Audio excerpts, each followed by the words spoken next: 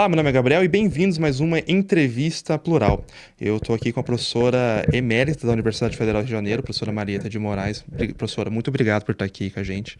É um prazer imenso, assim, e obrigado por ter aceitado ter feito essa entrevista. E é uma honra, assim, e eu vou fazer aqui um parênteses que acho que é importante. Faz parte muito da minha formação também ter lido muito você, assim, nas minhas pesquisas, principalmente com história oral, assim.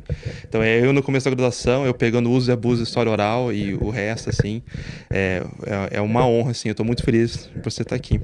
Obrigado mesmo. Bom dia, também estou muito feliz de ter sido convidada para participar dessa entrevista. E principalmente mudar de lugar, que normalmente eu entrevisto as pessoas. Hoje eu estou no lugar de entrevistada, né? Então vamos lá. É uma honra e uma pressão grande, assim, né? Mas eu tenho muito interesse, assim, porque quando eu saí da faculdade, eu já comecei logo a atuar como professor de história. E uma das coisas sempre que me chamou a atenção foi a sua participação para a construção dos mestrados mais importantes do Brasil hoje, que é o Prof. História. Tá até com inscrições abertas, se você está assistindo aqui e quiser é, se inscrever, tá com inscrições abertas em várias unidades do Brasil. E eu queria te perguntar, assim, você concedeu uma entrevista à professora Ariano, professora Jocinildo, assim, ali em 2014, e você contava um pouco do recém-surgimento da ideia do Prof. História, né, em 2014, e também como a pesquisa, a pós-graduação relacionada ao ensino de História e Educação Básica também estava assim, ainda estava começando, né, ter esse diálogo. Depois de 10 anos dessa entrevista, né, o que você vê como mudanças e avanços do Prof. História, por exemplo? Olha, eu acho que nós estamos em 2024, né? Vai ser um ano de comemoração dos 10 anos da existência do Prof. História. Eu acho que é uma data mesmo para a gente comemorar, festejar, porque eu acho que foi uma grande batalha, né? Montar esse projeto, desenvolvê-lo, levar adiante, né? Eu era já professora da UFRJ desde 86, né? 1986 foi quando eu comecei a dar aula na UFRJ como professora de História do Brasil República. E depois também fiz doutorado na UF, né? Em História do Brasil. E sempre fui muito preocupada com a vida acadêmica, como pesquisadora, né? E também numa orientação onde eu dava pouca atenção à educação básica, às licenciaturas, né? E, de uma maneira geral, eu acho que todo o desenvolvimento dos grandes programas de pós-graduação no Brasil, a partir dos anos 70, 80, né, do século passado, nosso foco era muito direcionado para a pesquisa acadêmica e para formar alunos que fossem se encaminhar para o mestrado acadêmico, para o doutorado, enfim, para pesquisas fundamentalmente acadêmicas. E a questão da formação de professores, a questão do ensino, a questão da licenciatura ficava muito secundarizada. E eu própria e muitos dos meus colegas sempre tivemos um pouco esse tipo de perspectiva marcou muito a minha geração, né? Uma geração que entrou na universidade nos anos 80, que estava terminando seu doutorado, então a gente não estava muito preocupado com a questão da educação, com a questão da formação dos professores. Foi já a partir de 2008 que eu tive uma participação na elaboração de um livro didático. E isso aconteceu até na Fundação Getúlio Vargas, onde eu também era pesquisadora no CPDOC. E, com isso, eu comecei a me interessar muito com a produção de material didático. Eu me lembro de ter ido num encontro do Fórum de Pesquisadores da AMPU, né, na Unicamp, e eu, nessa ocasião, levei um ponto que era importante que fosse, nas avaliações da CAPES, fosse considerado a produção acadêmica voltada para a produção de material didático. Porque até então, isso já foi em 2007, eu acho, praticamente, se você escrevesse um livro didático, se fizesse material didático, enfim, qualquer coisa que tivesse foco mais numa pesquisa voltada para a educação, isso não tinha como ser pontuado, avaliado na CAPES. Então, a gente criou-se uma pequena comissão. Nessa época, o professor Manuel Salgado era presidente da AMPU, ou era, não sei se ele fosse presidente ou se ele era secretário-geral da ANPU, mas, de qualquer maneira, ele foi uma pessoa que estava à frente, que acolheu essa ideia que eu tinha levado junto com outras colegas, como a professora Surama Conde, principalmente a Keila Greenberg, da Unirio. E aí começamos com essa discussão de dar relevo, de dar importância para que a pós-graduação, para que as mesmas graduações tivesse um olhar, tivesse uma atenção para as licenciaturas, para a formação de professores, para a produção de material didático. E isso foi um começo de preocupação com isso, com um pequeno grupo, né? Quando chegou em 2012, a CAPES já tinha inaugurado, já alguns anos antes, a ideia de formação de professores, né? E já tinha sido criado o Prof. Mate, o Prof. Letras, né? E aí surgiu a oportunidade de desenvolver um Prof. História. Nessa ocasião, o professor Carlos Ficos era o representante da área de História na CAPES, e ele que era meu colega também na UFRJ, ele me procurou e me consultou se eu não estava disposta a liderar um grupo de pessoas que tivesse interesse em desenvolver um projeto de mestrado profissional em ensino de História. Eu achei que eu podia fazer isso, né? Primeiro, eu já tinha uma experiência com a criação de mestrados profissionais, porque, como eu também era pesquisadora do CPDOC, no CPDOC, em 2004, eu acho que nós criamos, foi o primeiro mestrado profissional na área de História, mas não era de ensino de História, era bens culturais e projetos sociais. Na época, isso foi assim, uma revolução, porque as pessoas achavam mestrado profissional, ai, meu Deus, havia uma resistência muito grande, tá entendendo, com a ideia de mestrado profissional. Mas foi criado lá no CPDOC, teve sucesso, né? Em 2014, já iam completar quase 10 anos do funcionamento desse mestrado lá.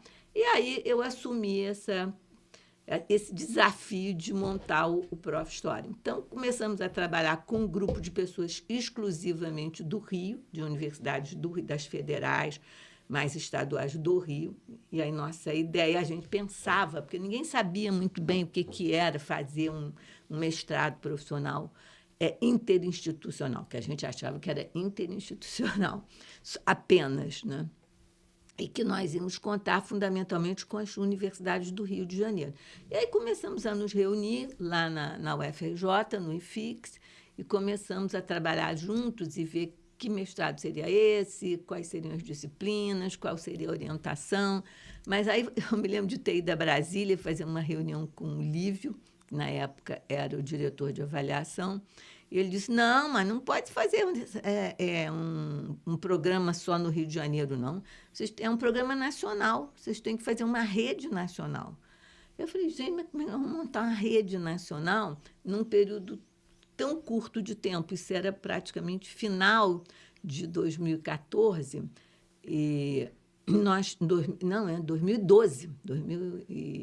E aí a gente tinha que preparar o APCN para dar entrada, né, no APCN, né, e para ser avaliado. E esse processo, independente do desenho do projeto, do que era o projeto, né, como nós íamos fazer, aí reuni com colegas da UFRJ, da UF, da Unirio, né, e desenhamos um projeto, né, que tinha muito essa ideia, né, que nós tínhamos muita clareza, esse núcleo, que era um núcleo muito pequeno no começo, né, que se reunia, que discutia, e que que teve uma durabilidade na discussão, tá entendendo? Porque tinha, às vezes, muitas pessoas que vinham, participavam, mas aí tinham outras demandas, outros problemas, acabavam se afastando.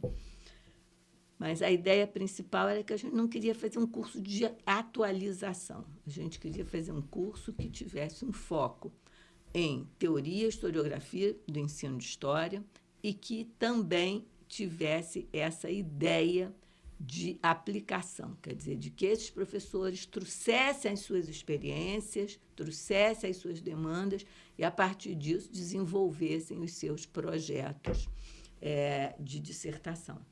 Então, nós começamos a pensar isso e começamos a buscar parceiros nacionais, né? E aí foi muito importante a participação de duas universidades de Santa Catarina, né, a federal e a estadual, a UDESC.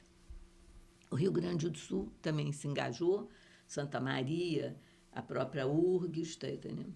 E pegamos também, a UFRJ tinha tido um DINTER com Tocantins, né? Então nós tínhamos esse DINTER já tinha formado doutores que estavam em Tocantins, em Palmas e mesmo em Araguaína, e aí a gente incorporou esses professores. E o Rio Grande do Norte também, com a professora Margarida Oliveira, que também participou bastante com a gente. Aí foi um momento assim, de muita correria para a gente finalizar o processo, né? E completar e dar a entrada, aprovar dentro das instâncias da UFRJ, porque tinha essa ideia de que tinha que existir uma âncora, que era a universidade que ia, digamos, liderar o processo, né? Então, nesse contexto, a UFRJ, que estava liderando, né, e através da minha pessoa, eu fui, digamos, indicada, eleita pelos meus colegas como coordenadora, né, para dar início ao processo de apresentação do APCN na CAPES. Aí fizemos isso, né, em 2013 e, de fato, ficamos aguardando, né, para que fosse aprovado o processo. E aí, quando foi aprovado, iniciamos a ideia de como é que ia ser um exame nacional, né? Então, foram muitos desafios. A parte financeira também, como é que seriam os recursos, a UFRJ receberia os recursos, distribuiria entre os núcleos existentes, né? Enfim, foram muitos desafios, né? Muitas dificuldades para serem vencidas, porque, na verdade, nós não sabíamos muito bem como iríamos funcionar, né? A experiência do Profmat era muito diferente, porque ela tinha a Sociedade Brasileira de Matemática, que funcionava como âncora e era fora da estrutura universitária. E a estrutura universitária é uma estrutura muito burocrática, você tem muitos entraves, muitos limites. Então, foi realmente muito difícil, sabe, de implantar e de superar todos esses desafios. Então, eu acho que agora, né, que nós estamos comemorando esses 10 anos da primeira entrada, e estamos comemorando, eu acho, assim, de uma forma muito positiva. Primeiro, que a última avaliação que a CAPES fez, nós atingimos a nota máxima, né? E, além disso, também foi o único prof que foi autorizado a abrir um doutorado profissional. Então, eu acho que foram 2 elementos indicativos do sucesso, né, desse projeto. Hoje, nós temos 39 núcleos funcionando em quase todos os estados brasileiros, né, com grande número de professores e com grande número de alunos docentes da educação básica, né? E eu acho que esse projeto de preocupação com a educação básica, com a formação de professores, acho que é uma coisa da maior relevância e de muita destaque, né, para todos nós, e de muita relevância mesmo. Professora, e assim, pensando no Prof. História hoje, você acha que ele só precisa se expandir para chegar no maior número de lugares possível? Qual que seria assim, as possibilidades desse mestrado hoje no Brasil, assim? Olha, eu acho que não é só se expandir, sabe? Eu acho até hoje que a expansão deve ser até feita com cuidado, tá entendendo? Mas eu vejo a própria implantação do doutorado como um grande desafio, porque é uma coisa que exige, né, um investimento intelectual grande na parte dos professores, né? O próprio projeto, né, do desenho do que seria um doutorado profissional em ensino de história, né? Que foi uma discussão feita anteriormente, né, para até fazermos o APCN e ser aprovado pela reitoria da UFRJ e ser encaminhado para a CAPES. Então, eu acho que esse é hoje o grande desafio, sabe, que o Prof. História está enfrentando. E torcer, né, e todos nós nos engajarmos no sentido de fazer com que isso tenha sucesso, né? Eu acho que o mestrado profissional, ele certamente tem coisas a ser melhoradas, tem coisas que têm falhas. Isso também é uma rede grande, né? Uma rede que atua em realidades muito diversas, né? Ao mesmo tempo que você tem um núcleo como a URGS, super bem organizada, você tem núcleos de cidades muito pequenas, cidades do interior, universidades muito novas e pequenas. Então, é bastante diverso, né, a realidade do Prof. História, dos professores, né, que são... Agora, eu acho que o Prof. História, além de formar professores para a educação básica, né, de dar uma nova formação ou uma atualização, eu acho que teve um outro papel muito importante, que é, de alguma forma, criar um estímulo para os cursos de graduação em História se aperceberem, valorizarem e pensarem um pouco como a educação básica é importante e como é importante uma conexão entre as graduações de História, ou mesmo as pós-graduações acadêmicas, e a educação básica no país, né? Afinal de contas, o Prof. História, como os outros profs, estão instalados em universidades públicas, né? A única universidade que nós temos que não é pública é a PUC-Rio. O resto todos são estaduais ou federais. Então, que tem um compromisso, não só com a educação superior, com a pesquisa de ponta, mas tem que ter um compromisso com a educação básica do país, com a formação de cidadãos, com, né, a necessidade de se engajar, de dar as nossas forças para que a gente possa superar, né, grandes desafios que nós temos, que é a desigualdade social, que são agora, nesses últimos tempos, os riscos que se colocam para a solidificação da democracia, enfim, esse tipo de coisa. Assim, eu acho muito interessante, né, essa perspectiva que eu fui formado em uma universidade, né, a Unila, e o curso de licenciatura ele é muito novo lá, ele foi criado em 2015.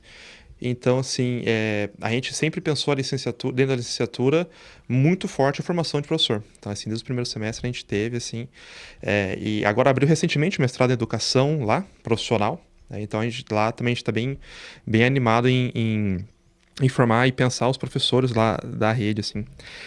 Eu gostaria de fazer uma pergunta, assim, para a gente finalizar. Que eu preciso perguntar isso, assim, acho que desde o Gabriel da graduação ele precisa ouvir de vocês sobre isso. Uma coisa que sempre pegou muito a pesquisa hoje, né, cada vez mais está aparecendo, a gente está discutindo bastante relações sobre o negacionismo histórico, ou mesmo relações ético-políticas na historiografia, e sempre preocupa professores da rede básica, tudo, né? O que a gente faz com isso, né? Como produzir histórias eticamente orientadas, enfim.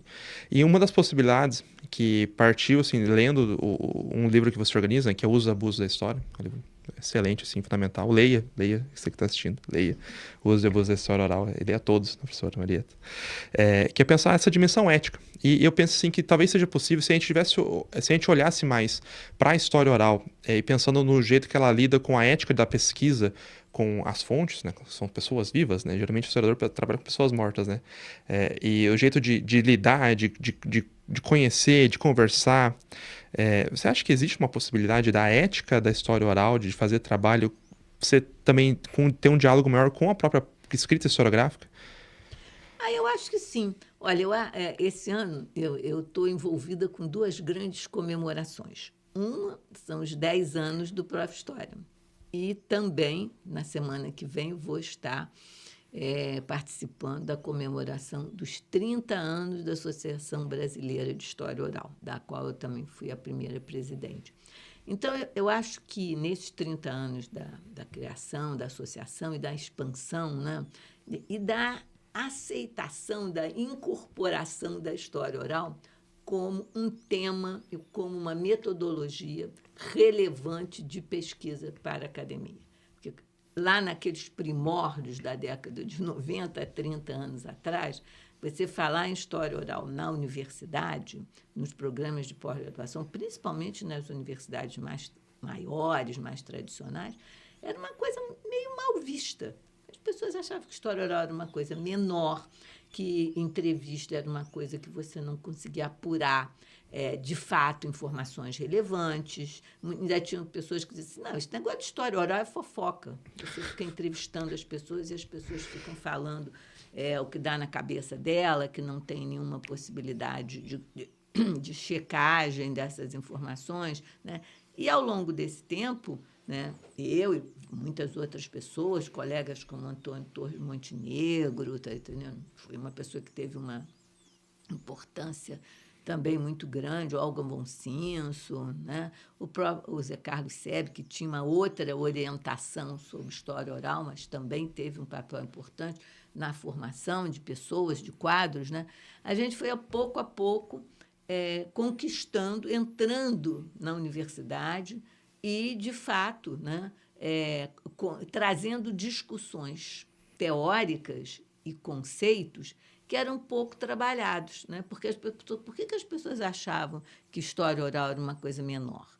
Porque as pessoas não problematizavam a questão da memória. Se você problematiza o depoimento, a entrevista, como algo que faz emergir uma memória, né? E se você problematiza, o que é essa? Porque toda memória, né, ela é mutável, ela se transforma, ela tem esquecimentos, ela tem ênfases, né? Eu estou dando um depoimento aqui para você. Estou falando de coisas que aconteceram há 10 anos atrás, há 20 anos atrás. Pode ser que eu tenha me enganado em alguma informação, né? Pode ser que eu também tenha uma visão pessoal e subjetiva, né? Mas eu acho que todas essas questões relacionadas com a memória, com o subjetivo, com o sentimento, que eram coisas muito assim, que criavam muitos melindres para os historiadores, muito focados na ideia da documentação escrita, da fonte escrita, né? Da fidedignidade da fonte escrita. E eu acho que a história oral trouxe uma discussão importante sobre a natureza das fontes, o próprio reconhecimento da história do tempo presente, que também era um tipo de recorte cronológico que ficava muito secundarizado dentro dos programas de pós-graduação, né? Então, eu acho que a história oral trouxe muitas contribuições em termos de atualizar discussões teóricas, né? Atualizar temas de pesquisa, tá entendendo? E de colocar em pauta também a problemática da ética, né? Que é de respeito àquele que fala, de respeito à narrativa e ao depoimento de diferentes vozes, né? Então, eu acho que a história oral trouxe essa contribuição. Esse livro que você mencionou, né, que eu organizei já há muito tempo também, foi um livro que foi lançado em 96, ele tinha exatamente essa ideia, né, que era de que colocar essa discussão da história oral através de textos e de autores que pudessem, de fato, problematizar o uso desse método, né? E, ao mesmo tempo que problematizava, também reconhecia o seu valor, né? As suas possibilidades, o seu potencial, né? Então, eu acho que esse livro, daqui a pouco, imagino que ano que vem, né, ele vai estar fazendo 30 anos também, entendeu? A gente vai ficando velho, então vai podendo fazer várias comemorações e vários aniversários, você está vendo, né? Esse livro é excelente, assim, eu li ele em Introdução à História, assim, ele me incentivou a fazer pesquisa em História Oral com trabalhadores da Itaipu. E sim, foi uma loucura, foi muito engraçado, assim, foi muito bom, assim, esse livro, e eu recomendo para todo mundo, assim, essa obra. Professor, você quer adicionar mais alguma coisa aqui à nossa conversa? Eu agradeço muito o convite. O que eu queria chamar a atenção, lembrar talvez, né, mais do que chamar a atenção, é para a importância, né, que as graduações, os cursos de história, cada vez mais sejam sensíveis às demandas da educação básica, da formação dos professores, que as licenciaturas, de fato, fiquem atentas como formar os professores, né? Qual é a melhor, principalmente nesses tempos em que nós temos tantas revoluções tecnológicas, tantas mudanças, né? Tantos novos desafios, né? Como é que a gente lida com isso, né? Então, como é que a gente incorpora essas novidades, né? Na sala de aula, né? E eu acho que é muito importante também a gente pensar em termos de inovação pedagógica, que eu acho que é uma coisa que muitas vezes as licenciaturas não se ocupam, né? Ou acham que isso é uma questão só que professores da Faculdade de Educação vão tratar, sem que os professores de História, que são responsáveis por a parte maior das licenciaturas, acabam deixando em segundo plano. Então, eu acho que essa atenção a essa renovação das licenciaturas para atender a essas demandas políticas, né, do perfil dos nossos alunos, dos nossos professores, é fundamental. Eu te agradeço muito o convite. Eu que agradeço, professor, por você estar aqui, por você estar nessa entrevista. E se você gostou dessa entrevista, deixa um comentário aqui sobre quais outros temas você quer que a gente aborde aqui. Deixa o seu feedback também sobre a nossa produção. E até mais.